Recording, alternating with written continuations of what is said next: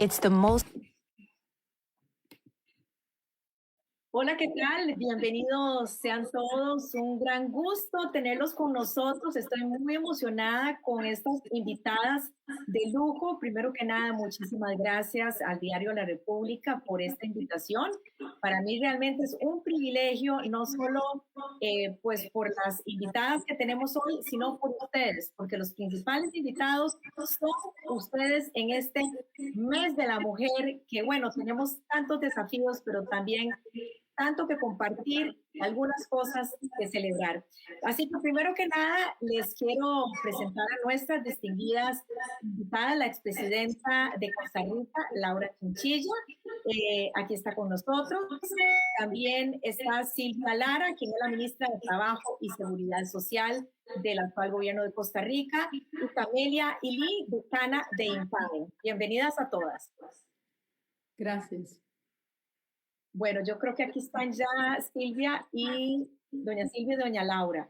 Quiero decirles a todos ustedes, querido público, que ya hemos hecho un acuerdo entre nosotras, porque ustedes saben que por respeto, y es la forma como nos conocimos, al menos en Centroamérica, pues generalmente, obviamente, al tratarse de una expresidenta, uno la trata con respeto, es decir, doña Laura, una ministra, doña Silvia, una decana, uno dice doña Camelia, pero he hecho un acuerdo con ellas y vamos a hablar abiertamente, vamos a hablar de voz y vamos a hablar aquí como si estuviéramos sentadas en la sala de sus casas, en la sala de nuestras casas. ¿Qué les parece? ¿Están de acuerdo? Maravilloso. Bueno, qué interesante, estaba leyendo que en toda esta pandemia el 70%, lo estaba diciendo ONU Mujer, el 70% de los trabajadores de salud que han tenido tanta dedicación, tantos sacrificios, son mujeres. Sin embargo, por darnos un ejemplo, ¿no? Solo hablar de parte de la situación, sin embargo, es tanta la diferencia siempre de salarios, parte de lo que se habla, pero vamos a hablar también del empleo. Y yo quisiera las oportunidades laborales en este momento. Yo quisiera comenzar preguntándoles a nuestras distinguidas invitadas, ¿cuál fue el primer trabajo que tuviste? Creo que aquí está con nosotros, voy a aprovechar que está Silvia en cámara. Silvia, ¿cuál fue tu primer trabajo? Tu primer empleo. A ver si lo recuerdas. Bueno, claro, pero mi primer trabajo ya no existe. Ya no existe. Ya no existe. Y les voy a contar, yo fui operadora del 116. Y cuando a alguna gente le he comentado esto, que yo trabajé en el 116, me preguntan, ¿y qué es el 116? El 116 era, bueno, antes para hacer una llamada internacional no teníamos ni teléfonos inteligentes ni nada parecido. Para hacer una llamada internacional había que llamar a una central telefónica marcando el 116 y ahí lo que habíamos era una gran cantidad de operadoras, nos llamábamos las operadoras, y atendíamos la llamada, nos decían con quién querían hablar y hacíamos una conexión con la persona con quien se quería hablar, pero esa conexión teníamos que hacerla una operadora. Bueno, yo trabajé en eso, pero imagínense que eso ya no existe. Y, claro, mi segundo trabajo tampoco existe. Yo estudié también, en un segundo momento, estudié dibujo arquitectónico, porque antes los planos de ingeniería y de arquitectura se hacían con plumas. Entonces uno llevaba una carrera, eran 2 años en el tecnológico para aprender a dibujar y hacer esos planos con pluma. Bueno, eso tampoco existe ahora. Entonces, ni lo que empecé a trabajar existe ahora, ni lo que primero estudié existe hoy como un puesto de trabajo. Qué interesante. Y recuerdo, por supuesto, 116. Laura, ¿cuál fue tu primer empleo? ¿Cuál fue tu primer empleo y qué edad tenías? De jovencita, seguramente. Bueno, como yo no soy tan vieja como Silvia, entonces mi trabajo todavía existe. Nacimos el mismo año. Lo que pasa es que era algo muy básico y algo que todavía sigue haciendo la humanidad, aunque ciertamente con menos frecuencia. Yo estaba terminando mi colegio, tenía un sueño que era escaparme a hacer un recorrido por Centroamérica, que siempre me interesó un poco la Centroamérica en guerra y en conflicto. Había contrastado mucho con Costa Rica. Y entonces encontré trabajo para esa Navidad envolviendo regalos en la librería Universal. Y la verdad que me volví experta en hacer monos. Cualquiera que quiera que le envuelva un buen regalo, aquí tienen que se lo y se lo por muy poco que me paguen. Era la Universal cuando solo había una Universal en San José, me imagino que En ibas la a... librería Universal, ahora imagínate en Navidad, porque la Universal era a donde la gente llegaba a comprar los regalos de Navidad y el departamento de envolver regalos siempre estaba lleno. Así que, en serio, nunca en mi vida he envuelto tantos regalos como en esa ocasión. En adelante me convertí en la envolvedora oficial de regalos de mi familia. Bueno, y luego te tocó envolver todo un país. Qué interesante. Bueno, eso es solo el inicio de esta charla, pero Camelia, totalmente en otro continente, contanos cuál fue tu primer trabajo. Micrófono. Micrófono, Camelia. Ya. La palabra del año, el micrófono, ¿no? Me da mucha envidia que Laura sabe hacer monios, porque no soy capaz de hacer un monio. Te voy a pedir el favor que hagamos un curso de esto también, porque es una habilidad muy necesaria. Y pues, y en mi caso, como tú dices, Glenda, en otro continente, en otro país, en Rumanía, inmediatamente después de la salida del bloque comunista, pues empecé en el Instituto de Física Atómica como investigadora junior, con creo que eran 98% hombres doctorados en física y matemáticas, así que tuve un entrenamiento bien interesante, ¿no? Creo que fue una buena escuela de disciplina. Así empecé. Así empezaste. Y qué maravillosos ejemplos para comenzar el tema del empleo, sobre todo para todos aquellos que piensen que no se pueden alcanzar los sueños y vean qué bonito como ellas empezaron. Gracias a todos los que están enviando mensajes y por supuesto también vamos a incluir algunos de sus comentarios. Yo quisiera, queridas amigas, si las puedo llamar así como dijimos al principio, que ustedes me cuenten cómo ven ustedes las oportunidades de empleo en este momento, que sabemos que, por supuesto, en esta crisis provocada por la pandemia, pues hemos sido las mujeres las más impactadas por esta crisis. ¿Y cuál es el consejo? ¿Cuáles son el camino que se puede seguir en este momento? ¿Qué es lo que ustedes, cómo lo ven y qué les pueden decir a las mujeres, Laura? Vamos a ver, según los datos, la situación que ha alcanzado a la mujer con ocasión de la pandemia es verdaderamente dramática.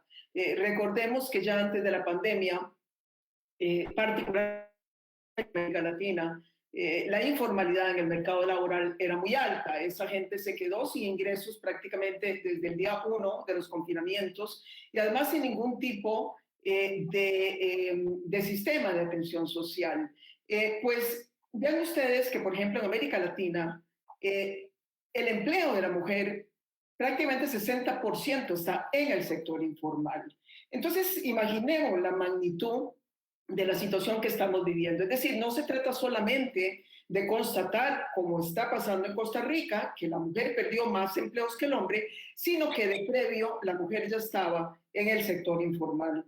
Pero además otros datos de naturaleza global nos recuerdan que antes de la pandemia cerca de 400 millones de mujeres no tenían, más que hombres, no tenían acceso a Internet. Cuando vemos entonces que la pandemia va a acelerar la reconversión del mercado laboral hacia la digitalización, entonces también tenemos ese rezago de las mujeres en el uso y acceso a las tecnologías digitales. Así que básicamente yo diría que vamos a tener desafíos de formalización del empleo femenino, vamos a tener desafíos de garantizar el acceso a las mujeres a las tecnologías, entre otras cosas.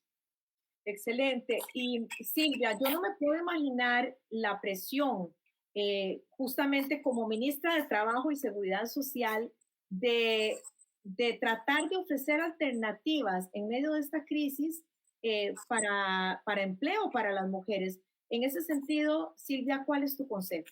Uh-huh. Bueno, primero me gustaría señalar que en efecto las actividades económicas, de las actividades económicas más afectadas por la pandemia son justamente aquellas actividades económicas donde hay una mayor concentración de la fuerza de trabajo femenina. Estamos hablando del sector comercio, servicios y turismo. Pero además sucedieron dos cosas muy importantes para tener presente. Y ahí se vieron muy afectadas las mujeres. Pero también vemos cómo las mujeres han estado en el frente de la atención de la pandemia. Por ejemplo, dos ejemplos clarísimos. Todo el personal de salud, un porcentaje altísimo mujeres, y las maestras, y las maestras en altísimo porcentaje de mujeres son las que han estado en ese primer frente de la atención de la pandemia. Pero además, lo que ha sido clarísimo es que ha habido un absoluto recargo del trabajo doméstico y el trabajo de los cuidados en los hogares, y ese trabajo ha sido asumido principalmente por las mujeres. De manera que, en efecto, estamos en una situación muy interesante, porque también la pandemia lo que ha hecho, desde mi punto de vista, es como levantar el telón de esos arreglos familiares y de esa vida familiar que normalmente no vemos, porque se asume como un asunto más privado de los hogares. Entonces, como que se levantó un telón. Ahora, en relación con tu pregunta, Glenda, ¿y qué hacemos? Vean, a mí me parece muy interesante cómo la misma CEPAL que citaba Laura está señalando cómo en el tema de los cuidados, en el campo de los cuidados, hay una gran oportunidad de reactivación económica, y una reactivación económica que incorpora a las mujeres al mercado laboral y simultáneamente debería implicar un trabajo doméstico y de los cuidados mucho más compartido. Entonces, ¿verdad? Normalmente el tema de los cuidados no lo vemos como parte de un sector de la economía que puede contribuir a esa reactivación económica con la inclusión y la participación de las mujeres. Ahora, coincido completamente con Laura de que si aquí además no agregamos el componente de cerrar la brecha digital, yo me temo que esta reactivación económica, que ojalá jale a las mujeres, si no tiene un componente fuerte de cierre de la brecha digital, lo que vamos a hacer es ampliar esas brechas. Y desde el liderazgo del gobierno en ese sentido, ¿qué se está haciendo o qué se puede hacer, y cuál es como el consejo específico para estas mujeres justamente? Sí, estamos viviendo una paradoja en materia de empleo. Por un lado, en efecto, tenemos un sector muy grande de la población que está desempleada y buscando intensamente empleo, pero por otro lado también vemos cómo se está generando empleo. El año pasado, CINDE contribuyó a la creación de 20,000 empleos en el medio de la pandemia, una cifra récord en nuestro país. En los últimos, en enero y febrero, lo que hemos visto es anuncios tras anuncios de empresas ampliando sus operaciones en Costa Rica y ampliando su oferta de puestos de trabajo. Entonces tenemos por un lado un gran sector de la población desempleada y por otro lado puestos de trabajo que se están creando. Vean, hoy salió la encuesta continua de empleo y lo que vemos es que desde el momento más crítico de la pandemia ahora ya se han recuperado 260,000 empleos y con más fuerza en el caso de las mujeres. Entonces, aquí el desafío es cómo vamos a conectar a las mujeres a esos empleos que se están creando. Y aquí hay un aspecto fundamental, y es que para conectar a las mujeres a esas oportunidades de empleo, es fundamental que podamos ofrecerles una formación que de verdad empate con los perfiles de los puestos de trabajo que se están creando.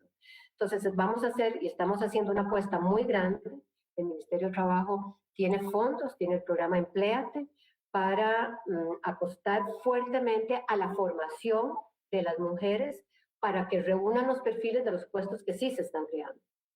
Camelia, gracias Silvia. Camelia, desde tu punto de vista, lo habíamos hablado también fuera de cámara, la importancia no de mejorar todas esa capacitación en tecnología, digitalización. En ese sentido, ¿cuál es tu, desde la educación, cuál es tu consejo para dar ese salto? Sí, yo creo que sumo todo lo que han dicho Laura y Silvia y construyendo sobre lo que ellas estaban diciendo y pensando a nivel regional, porque creo que es otro de las claves de desarrollo de nuestro continente, empezar a pensar en la integración, porque atrae también más oportunidades.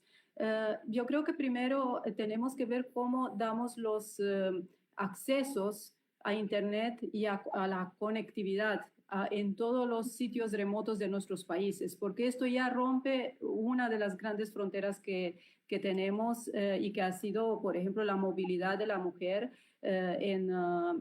antes de la pandemia.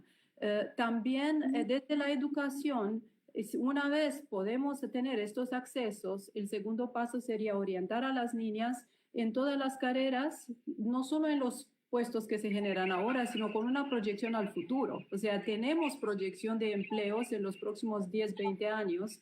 Entonces, ir ayudando a las niñas a tener confianza y desarrollar oportunidades tanto para los chicos como para las chicas en esas carreras de futuro. Además, por supuesto, de lo que decía Silvia, la que son ya en edad en las que pueden tener un empleo, pues para los puestos que el gobierno o los gobiernos de los países de la región están hambriendo.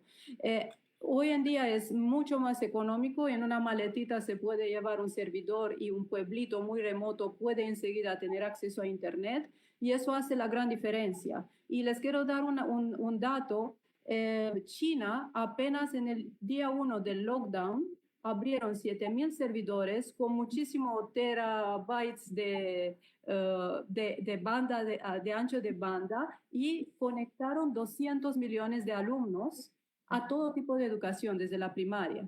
Entonces ya nos podemos imaginar en el futuro de dónde va a venir la competitividad o quién va a tener acceso a becas, a las mejores universidades, a los mejores empleos. Entonces yo diría que con una buena colaboración gobierno, educación, sector privado, podemos encontrar soluciones que no son costosas y que reducen la diferencia de oportunidades, va igualando las oportunidades. Y la educación claramente no podría estar en ese trabajo si no creería firmemente que es la clave para el desarrollo desde la edad temprana. Gracias. Y tenemos muchos comentarios. Gracias a todos los que están con nosotros en esta transmisión, en este programa especial. Y este comentario da pie al siguiente tema.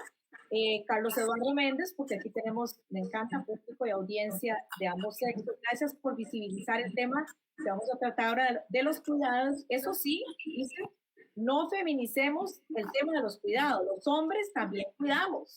Qué bueno. Un aplauso a Carlos Eduardo, porque esto no ocurre en todos los casos, lamentablemente. Y quiero preguntarles primero a ustedes, con hijos, ¿cómo fue ese empezar a trabajar cuando tuvieron sus hijos o sus primeros hijos?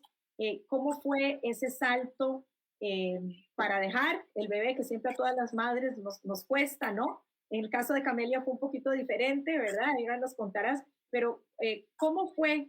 ¿Quién se encargó, Laura, de José María Bebé? Yo tuve una gran suerte, Glenda, porque casi que a mi hijo le sobraron mamás y además el papá fue papá y mamá a la vez, con una gran disposición de estar más presente en cuestiones cotidianas que yo no podía asumir. Mi hijo nació cuando yo en realidad inicié mi carrera pública como ministra de Seguridad, que además era muy demandante. Y entonces, efectivamente, ahora que este participante mencionaba la importancia de la corresponsabilidad, yo les puedo decir que en mi caso fue clave. Fue clave porque además no quiero minimizar el papel de muchas otras personas que nos ayudan a cuidar a nuestros hijos, pero cuando es el papá el que se queda y uno siente algo diferente, uno siente que va a haber una mejor construcción en la relación familiar cuando efectivamente tu compañero se involucra. Y de verdad que fue clave en todo el desarrollo de mi carrera política, el saber que él iba a estar siempre conmigo como siempre lo estuvo. Definitivamente concuerdo con vos en el sentido de que parte del éxito, ¿no?, de muchas mujeres es tener ese apoyo. Silvia, en el caso tuyo, ¿cómo hiciste cómo fue esa primera fase de madre en combinación con la vida profesional? La verdad es que fue de pánico. Yo lo confieso así, ¿verdad? Cuando nació mi hija, ahora tiene 30 años, va a cumplir 30 años, pero yo les confieso que cuando nació mi hija, yo me vi con mi hija en la casa, lo que sentí fue un pánico enorme, gigante. La verdad es que me destanteó muchísimo porque no sabía qué seguía con mi vida. Sentía como que de repente ¿y ahora qué hago? ¿Qué sigue? No voy a poder hacer nada, ¿verdad? Esa fue una sensación. Mi marido, igual que el marido de Laura, de una persona con quien compartí absolutamente el cuidado de mis hijos, y fue clave también en mi desarrollo profesional. Pero quisiera rescatar de aquí una cosa, y es cómo los cuidados en nuestros hogares y en nuestros países depende tanto de esos arreglos familiares privados y de cuánto podemos recurrir a nuestras familias, abuelitas, tías, hermanas, tíos, para que nos ayuden con el cuidado. Y es que los arreglos familiares para el cuidado siguen siendo muy privados. Y el gran desafío que tenemos en relación con el tema de los cuidados es cómo hacemos de los cuidados no solo un arreglo familiar privado, sino sobre todo una responsabilidad compartida con la sociedad. Yo coincido completamente con que el cuidado no es solo un asunto de mujeres, por supuesto. Ahora que, como digo, se levantó el telón, lo que vemos es una gran cantidad de hombres sentados, trabajando, cuidando chiquitos, haciendo tareas, cuidando lo que está pasando en la cocina, ¿verdad? De veras que se levantó el telón. Pero hay una realidad. Ayer se planteó, se hizo pública la Política Nacional de Cuidados acá en Costa Rica y los datos hablan por sí solos. De cada 10 personas cuidadoras en Costa Rica, 7 son mujeres. Y el 90% de las personas cuidadoras trabajan sin una remuneración.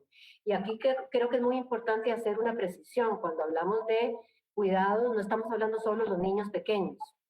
Estamos hablando de población en situación de dependencia. Vean que en Costa Rica, daban el dato ayer cuando se presentaba la política, el 46% de la población de 60 años o más vive en situación de dependencia. Es decir, requiere de algún tipo de apoyo para poder hacer su vida, cubrir las necesidades más básicas de su vida diaria. El 46%. Y eso va a ser cada vez mayor. Se decía que en el año 2050 esas necesidades de cuidado se van a multiplicar por 4. Entonces pronto ya no solo, ¿verdad? Y ahora no solo estamos hablando del cuidado de los niños y las niñas, sino de una gran cantidad de población que ya sea por la edad, por una enfermedad o por razones de alguna discapacidad, requieren cuidados. Y todavía en nuestro país esos cuidados siguen estando concentrados como una responsabilidad de las mujeres, que además a muchas de estas mujeres lo que les significa es no poderse desarrollar profesionalmente o no poder ingresar al mercado laboral. Las estadísticas son contundentes, ¿verdad? Costa Rica tiene una tasa de participación laboral de las más bajas de América Latina. Y algunas de las razones, una de las razones principales que esgrimen las mujeres para su no participación en el mercado laboral son las responsabilidades familiares. Claro, así que a este país le urge realmente esa política nacional de cuidados.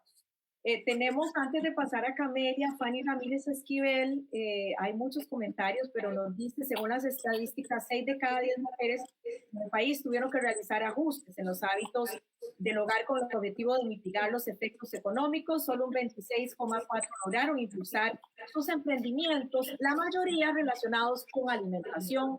¿Cuál es el apoyo institucional del Estado a los programas de emprendimiento, particularmente si existen programas de apoyo y capacitación? Nos pregunta en esta materia.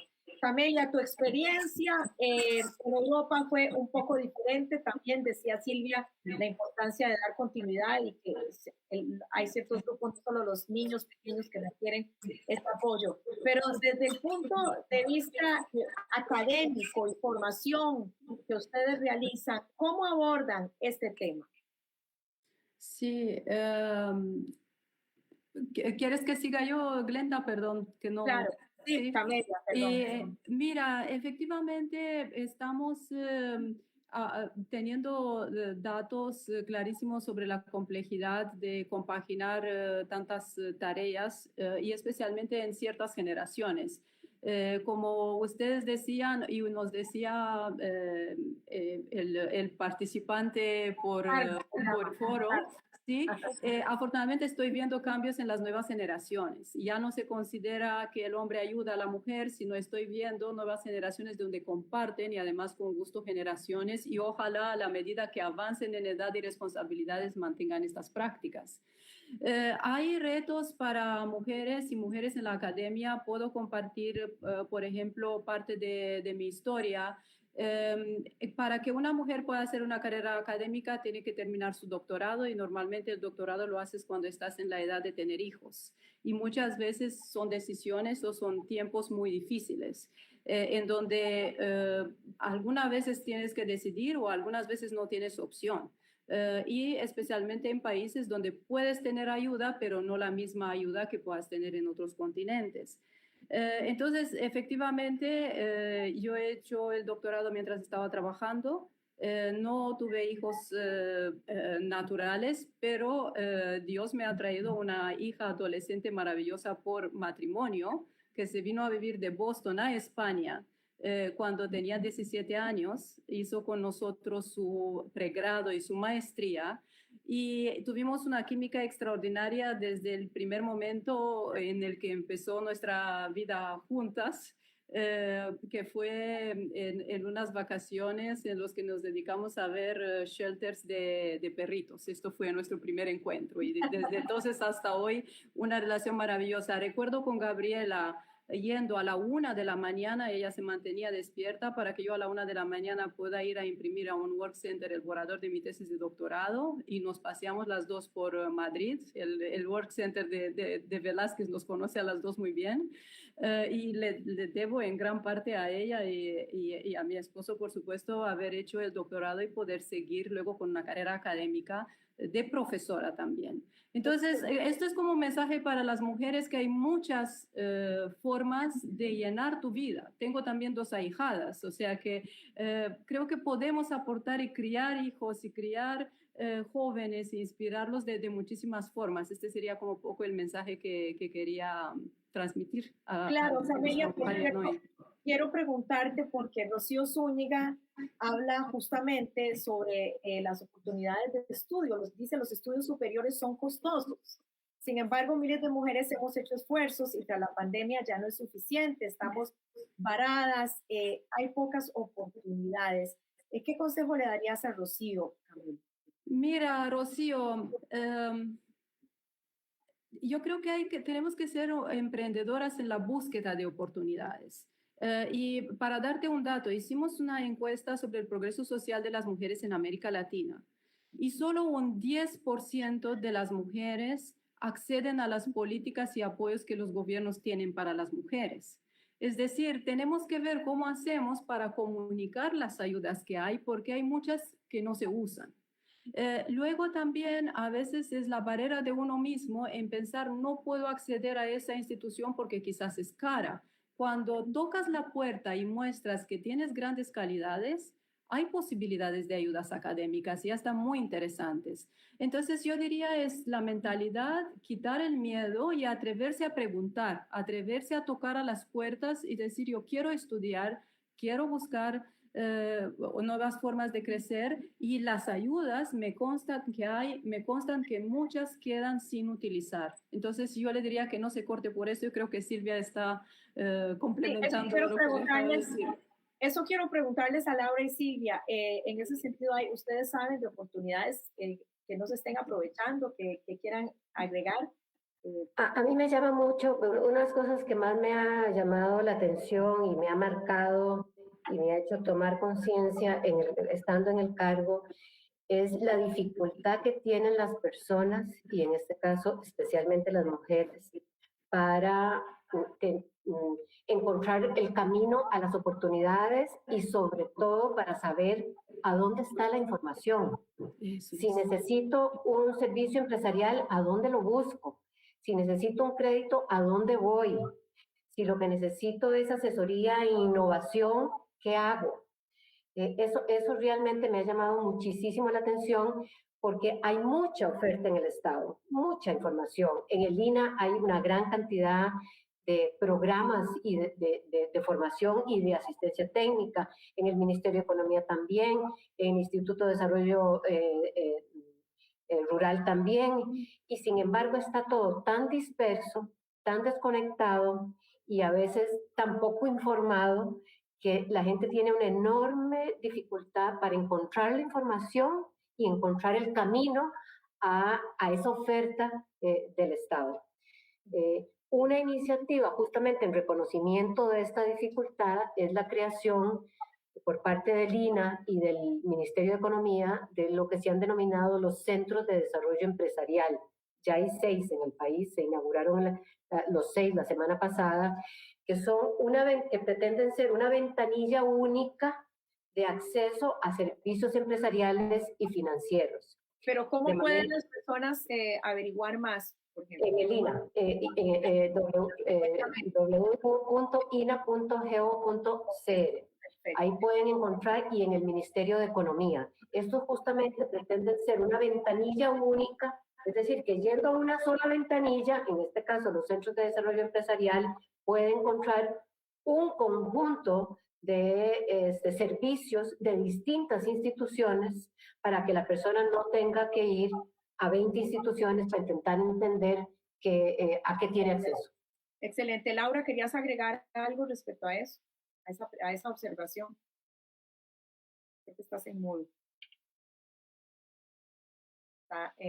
Estás en silencio.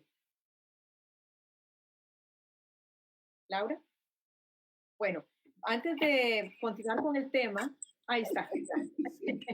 Es que me lo cierran. Quiero decirles que yo estoy bien portada, lo mantengo, pero... Ah, te lo cerraron.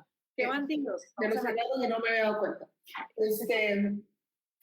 No, que decía que me encanta escuchar el entusiasmo con que Silvia se ha referido a un pilar fundamental de todo este proceso, de cómo hacemos para ser más efectivos en la incorporación de la mujer al mundo laboral, o bien a cualquier otro tipo de tarea que suponga el crecimiento intelectual, profesional de la mujer, que es el tema del cuidado, mediante el apoyo estatal. Yo quiero recordar que hace más o menos, ya van a ser casi 10 años que Costa Rica fue pionero en la creación de la Red Nacional de Cuidado, con énfasis en la primera infancia y en los adultos mayores. Nos convertimos en un referente regional. Los estudios básicamente nos citaban, y yo recibí en Costa Rica, sobre todo a primeras damas de América Latina, porque eso es lo que se acostumbra, poner las primeras damas a trabajar la agenda social cuando somos las mujeres que gobernamos, es nuestro tema.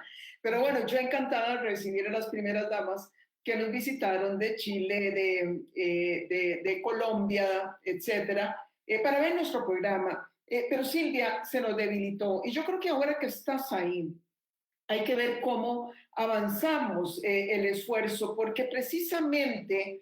¿No se le dio prioridad después? Con franqueza no. Por muchas razones. Yo tampoco quiero decir que fue simplemente un tema de voluntad política, hubo mucha burocracia. Por ejemplo, la idea no era recargar el financiamiento al Estado, porque si no, no podemos crecer por la situación fiscal del Estado.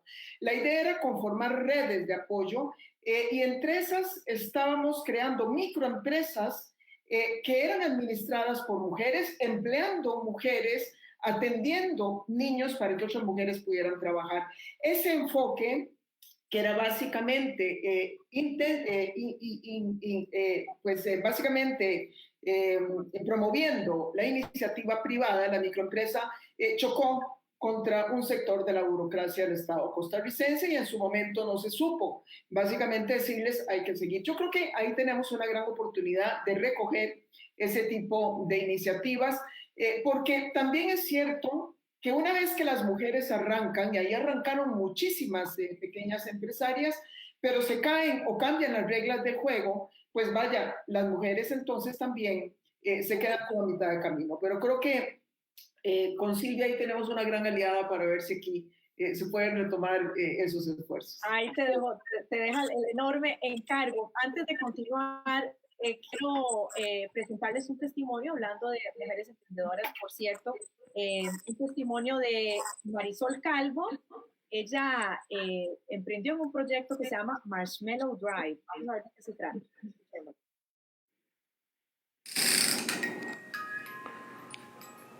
Mi nombre es Marisol Calvo, yo soy la propietaria de Marshmallow Drive.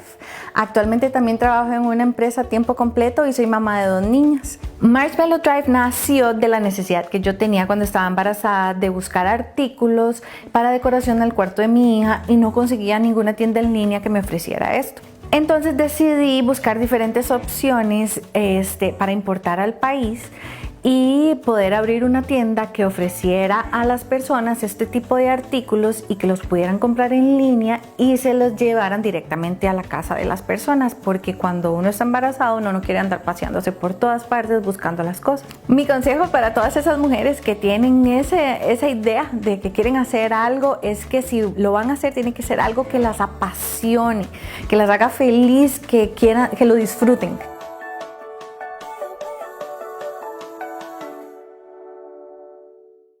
Bueno, por supuesto que todas nos alegramos a ver proyectos que han avanzado como el de Marisol Calvo. Y bueno, me imagino a muchas también que en este momento nos quieren mostrar sus maravillosos proyectos. Por cierto, que hay una página en Facebook que se llama Yo Ayudo a Reactivar Mi Gente, y ahí hay bastantes proyectos. Pero bueno, Katia Sevilla dice, como emprendedora dentro de servicios de cuidados, se necesita capital semilla no reembolsable y aún no hay opciones, dice, para este nicho. ¿Cuáles son esas herramientas que se le pueden ofrecer hoy en día o que ustedes crean que son las más efectivas en este momento y hoy en día para las mujeres emprendedoras? ¿Cuáles son esas herramientas? Vamos a ver quién quiere contestar primero, a quién le tocaba el turno. Creo que Silvia, ¿verdad? Camelia desactivó el micrófono, pensé que ibas a... Camelia, ibas a decir algo de que ustedes están liderando proyectos en ese sentido. Sí, si quieren, o después de Silvia, como prefieran. Dale, adelante, Camelia. Sí, efectivamente, esta es una gran oportunidad, es una gran necesidad y una gran oportunidad. Con la ayuda de Mastercard llevamos 3 años haciendo un programa para mujeres emprendedoras que están en la fase o en el peligro de abandonar el negocio, porque en nuestra región tenemos una tasa muy grande de creación por parte de las mujeres de pequeños negocios, mucho emprendidos por necesidad, pero una gran tasa de abandono, justo por lo que nos dice la persona en el foro. ¿Qué rompe barreras? Efectivamente, la digitalización y las plataformas digitales te ayudan a tener acceso a fondos de inversión mucho más allá del país o de las limitaciones locales. Entonces, de nuevo, animarlas a buscar ayuda. El INAH, como decía Silvia, ha hecho un gran trabajo de transformación. Nosotros, dentro de lo que podemos con todos los fondos, tenemos centros de impacto como el Centro Colaborativo de la Mujer o el Centro de Emprendedurismo, en donde también buscamos fondos justo para las personas con estas necesidades. O sea, ir de nuevo, ser emprendedora en la búsqueda, porque todos tenemos esta conciencia y se están como alineando las conciencias para buscar las ayudas. Y luego me consta de conversaciones que tuvimos con el Banco Nacional, con el Banco Industrial, con muchos otros bancos en toda la región, que ya también tienen conciencia que no es solamente un trabajo social, sino es un negocio. Si tú inviertes en la mujer el dinero que gana, por cada dólar que gana, lo reinvierte en la educación y en la salud, no en ella, sino en otros. Entonces se han empezado a dar cuenta que es una gran inversión. Entonces yo las animaría a todas que busquen en todas estas fuentes, que nos escriban también, porque contestamos emails, tenemos equipos cuya misión es ayudar a la mujer emprendedora, y verán como con ayuda y luego con redes entre ellas, esto se empieza a mover, se genera un círculo virtuoso. Es importante empujarlo entre todos un poquito para que coja velocidad propia, pero es el momento para la mujer emprendedora. Excelente que el INCAE tenga entonces ese programa, quizá muchas pues no conocían y que pueden acudir inclusive. Yo quisiera también conocer de ustedes, negociación. Las negociaciones a veces a las mujeres se nos hace difícil. Bueno, ustedes con que no le ha tocado negociar a Laura, ¿verdad? Por ejemplo, repito, para los que se unieron después, habíamos quedado de no decir doñas, hoy me permitieron. Pero, ¿cuáles son esos consejos? Pero primero quería preguntarte, no tanto en logros, sino ¿cuál fue esa negociación que siempre van ustedes a recordar? Esa negociación que ustedes hicieron que tal vez fue difícil o que tal vez fue que no esperaban. ¿Y cuáles son esos consejos para que podemos darnos entre nosotras en el momento de negociar? No me imagino, bueno, como presidenta, pero no importa, no tenés que decir no solo en el rol de presidenta, sino algo que recordé como una negociación exitosa. ¿Y por qué? Bueno, vaya, hubo efectivamente muchas negociaciones a lo largo de mi vida porque estuve como ministra de Seguridad, ministra de Justicia, vicepresidenta, estuve en el Congreso, ahí uno ejercita permanentemente la negociación para que las leyes puedan avanzar. Y si bien hubo muchos procesos que culminaron de manera muy exitosa, yo quisiera más bien citar un proceso que fracasó, porque aquí lo importante es aprender de los procesos. Muchas veces en la vida no necesariamente conseguís el objetivo final, y muy particularmente cuando estás gobernando, tomando decisiones con respecto a un conjunto de reglas, y si lo haces en una democracia, el proceso cuenta tanto como el resultado final. Los medios, si se quiere, tienden a ser mucho más importantes que los fines mismos, porque no se trata de alcanzar algo a cualquier costa. Y entonces es ejercitarse en la negociación, a sabiendas de que lo que estás queriendo alcanzar se justifica, pero que no vas a romper principios y valores esenciales que han regido tu comportamiento y que hacen parte de tus convicciones, tiende a veces a ser más enriquecedor que los resultados mismos. ¿Y cuál es el caso que quiero citar? El caso que quiero citar fue la famosa negociación con Daniel Ortega para que nos devolvieran el terreno que habían invadido. No puedo imaginar un bien público mayor que protege la soberanía territorial de un país y no lo conseguimos. Y entonces fue un ejercicio de reafirmar convicciones a efectos de entender que lo importante era conseguir un resultado por las vías institucionales apegado a la tradición costarricense. ¿Estaba nerviosa? ¿Tenías temor en esa negociación? No, temor no, tenía rabia. Tenía rabia porque estaba negociando con una persona absolutamente desposeída de cualquier tipo de principios democráticos o de religiones sobre la base del derecho internacional. Lo que hicimos fue simple y sencillamente acudir a las vías internacionales, tener muchísima paciencia, confiar en el derecho internacional, y finalmente todos los fallos que conseguimos hicieron posible que se reafirmara y fortaleciera todo el sistema limítrofe costarricense. Por ejemplo, ganamos los límites marinos que precisamente fueron inspirados en el conflicto que se abrió con Nicaragua.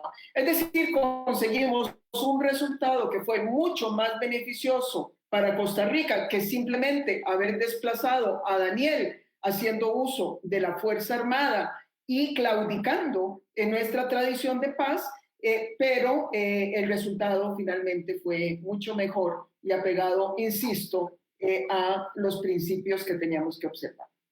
Gracias por compartirnos este testimonio. Silvia, te pregunto, en una negociación, y si quieres también contar alguna anécdota, en una negociación, ¿pides consejo a alguien más? Sí, sin duda. Y sobre el tema de la negociación, yo diría que desde que se levante, empieza a negociar, ¿verdad? Negocias con los hijos, negocias con la pareja, luego negocias con la gente con la que trabajas. Es decir, la vida es la vida de la negociación, ¿verdad? Se la vive uno a punta de negociar, negociar y negociar. Y una cosa que me ha hecho a mí reflexionar mucho es que, sobre todo las negociaciones en el marco laboral, profesional, son negociaciones que requieren capacitación. Uno debe capacitarse en negociar. Yo me he convencido de que no es suficiente el sentido común, que no es suficiente la buena voluntad ni las buenas intenciones.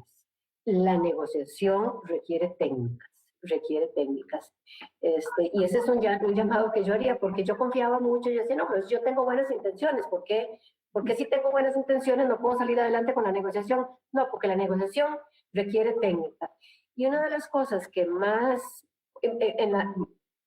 por las que más insisto en la técnica es porque me he dado cuenta además que en esas negociaciones mis emociones intervienen más de la cuenta. Todo el tiempo están interviniendo las cosas, los pensamientos que me están pasando por la cabeza, las cosas que me estoy imaginando en la cabeza, que están pasando, no están pasando, o que alguien está pensando, no está pensando, o me imagino lo que la otra persona quiere o no quiere, y las emociones que eso me provoca. Y esos pensamientos y esas emociones realmente se terminan interponiendo en una buena negociación. Entonces, de veras que ese entrenamiento de entender no cómo suprimir las emociones ni los pensamientos, sino cómo reconocerlos y poder controlarlos en ese proceso permanente de negociaciones me parece completamente clave. Yo no confío del todo en mí ahora y he tenido que recurrir a esa técnica y ayuda mucho que hayan personas observándote y pudiendo retroalimentarte sobre tus formas de hablar, de negociar, de referirte a otras personas, incluso que te puedan servir de espejo en relación hasta con el lenguaje corporal que comunica tanto. Entonces, de veras que cuando dicen que la negociación es un arte, yo quisiera insistir en que en efecto es un arte y que requiere mucho entrenamiento. Vamos a ir a una experta aquí en negocios, justamente, Camelia, como decana del ICAE. ¿Cuáles son esas técnicas específicas, Camelia, que vos podés darnos en este momento para la negociación efectiva y exitosa? Así es, Laura y Silvia nos dieron ejemplos que pues unen lo que conceptualmente decimos es arte y ciencia, ¿no? Son las dos cosas a la vez y no puedo suscribir más lo que ellas han dicho. Complementaría con tres conceptos lo que estuvimos hablando. Uno, la inteligencia colectiva está demostrando que cuando hay diversidad y especialmente diversidad de género, hay una mayor inteligencia colectiva. Eso te ayuda en negociaciones grandes a negociar mejor. Entonces, creo que esto es algo que no podemos olvidar, rodearnos de estos equipos diversos en tu estilo de pensamiento, tu estilo de toma de decisiones, el que es más analítico, el que es más emocional, buscar la complementariedad en el equipo para tener un equipo fuerte para negociar. ¿Cómo negociar un aumento de salarios? Les preguntarían. Ahí voy el segundo y el tercero con el tema de salario, porque el tema de la mujer y negociación es un gran tema, ¿no? El segundo concepto es ¿qué es no negociable? Y este es un tema importante para la mujer porque tenemos que aprender a decir que no, por un lado, y a valorarlos más por otro. Entonces, estudiar muy bien, por ejemplo, si es una oferta de trabajo, antes de aceptar cualquier oferta. Y ahora, gracias al Internet y a la digitalización, tenemos más acceso a la información. Entonces, que se informen del salario, de cuánto paga la empresa, de cuánto paga el sector, y con confianza, que es otro tema que hay que desarrollar muy bien para poder negociar, la autoconfianza, pues pedir el salario que realmente tú sabes que te lo mereces, pero nunca por debajo, porque la percepción, como decía Silvia, la emoción está en cualquier diálogo y la emoción está en tu interlocutor. Si él siente que pides por debajo, va a sentir que eres un empleado que vas a valer menos. Entonces no es malo pedir lo que vales, porque tu jefe va a percibir que es una persona que sabe exactamente dar valor a las cosas, a las personas y a los trabajos. Por último, esto es uno de los principios que yo he aplicado y que nos ha ido bien, y esto es más, tiene que ver con la filosofía quizás más oriental. Primero, ofrecer antes que pedir. O sea, siempre pensar qué tengo yo que ofrecerle de valor que la otra persona le puede ayudar, o al otro grupo, a la otra institución. Y a partir de ahí construir. Y es mucho más fácil lograr lo que tú también necesitas si estás preparado a ser generoso y dar. Entonces, uniría estas tres cosas: equipo, complementariedad, mucha preparación, autoconfianza y principios fundamentales no negociables, junto con dar primero, saber qué ofreces y luego ir recibiendo. Y seguramente tenemos mucho más que hablar, pero rápidamente es lo que diría que... Maravillosos, maravillosos esos consejos, y muchas gracias, repito, a todos los que están participando, escribiendo, intercambiando opiniones. Inclusive tenemos, el INCAE está poniendo ahí la dirección para aquellos que quieran directamente pues hacer esas consultas. No puedo creer que con estas distinguidas invitadas se nos esté acabando el tiempo. Ya estamos prácticamente sobre la hora, lamentablemente, pero quiero terminar con alguna reflexión final de parte de ustedes, porque yo sé que hay tantas cosas que ustedes quisieran, como mujeres tan destacadas y líderes, compartir y aconsejar a los demás, a otras mujeres, para esa proyección, para esa superación, para esa búsqueda de oportunidades. Y yo quisiera pues despedirme con sus reflexiones de cada una. Laura, comenzamos con bueno, vaya, yo creo que con ocasión precisamente, una vez más, de la conmemoración del 8 de marzo, cuando se produce un poco más de reflexión colectiva sobre los desafíos que tenemos pendientes las mujeres, yo creo que tenemos que reconocer esos avances, pero entender que no podemos conformarnos, y que el avance todavía es complejo. Y si se quiere, viene la parte más compleja del avance. ¿Por qué razón?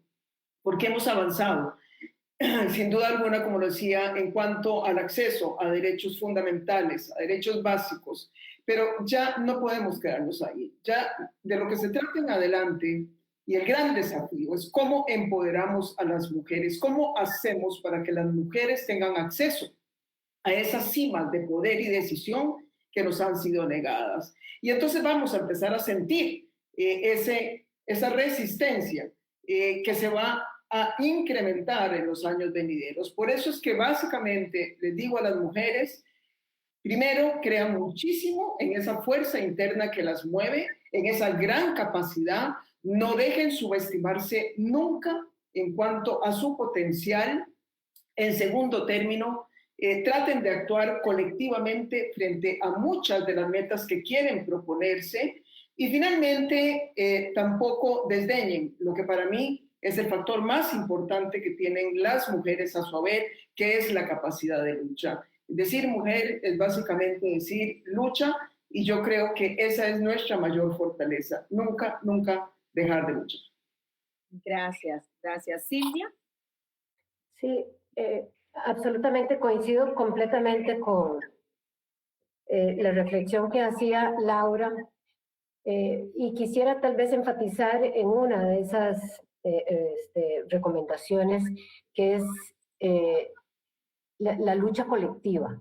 La lucha colectiva. Yo recuerdo que en los años 70, 80, en mis tiempos de universidad y los primeros trabajos, teníamos mucha organización de mujeres, muchas organizaciones de mujeres, y lo voy a decir, muy combativas. Yo recuerdo cómo en los años 90, por ejemplo, logramos los cambios en el código electoral para introducir las cuotas de las mujeres. Y esas fueron luchas que no se hubieran logrado de manera individual, ¿verdad? Hay una dimensión de esta lucha, por supuesto, que tiene que ver con empoderarnos personalmente, pero hay unos procesos de transformación que solo son posibles de manera organizada y colectiva. Y yo sí creo que todavía en Costa Rica nos falta mucho más colectividad, mucho más organización, mucho más estrategia conjunta a las mujeres. Y haría un llamado para ver si la oportunidad que significa la pandemia para transformarnos como sociedad la aprovechamos, pero eso no va a suceder mágicamente. Vamos a tener que darle una dirección, y darle esa dirección significa organización. Muchas gracias, Silvia. Camelia, tus reflexiones. Bueno, voy a complementar con un último consejo más prosaico quizás, pero creo que es necesario. Yo diría que definan muy bien un plan de vida. Yo lo llamo plan estratégico de vida porque le pongo el componente no solamente de estrategia y objetivos, sino de finanzas, que sé que es un tema que queríamos tocarlo también aquí. Adquirir la independencia le permite a la mujer tomar luego decisiones con libertad sobre su vida, que es otro de los grandes temas que tenemos en nuestra región.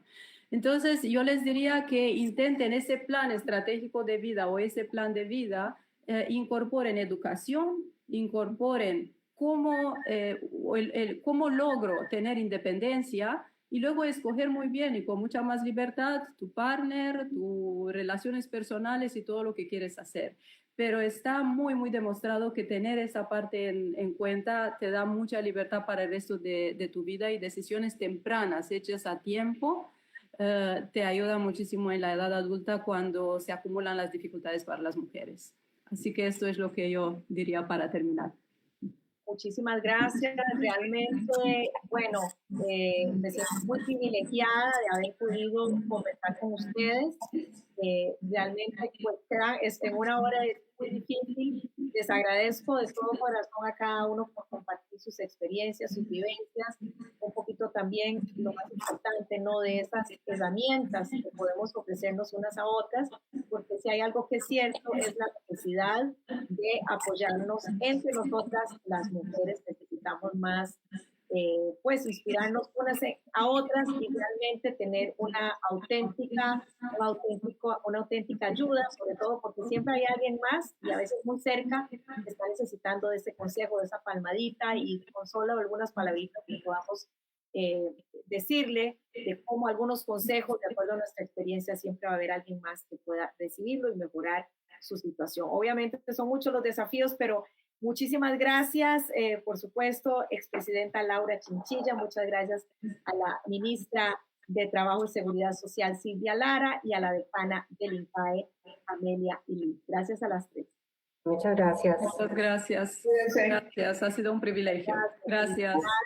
Y gracias a todos ustedes que tan muy amablemente nos han acompañado y han enviado esos comentarios y preguntas tan interesantes, por supuesto, al diario La República por permitirnos este espacio. Que tengan todos muy buenas noches. Muchísimas gracias. Gracias.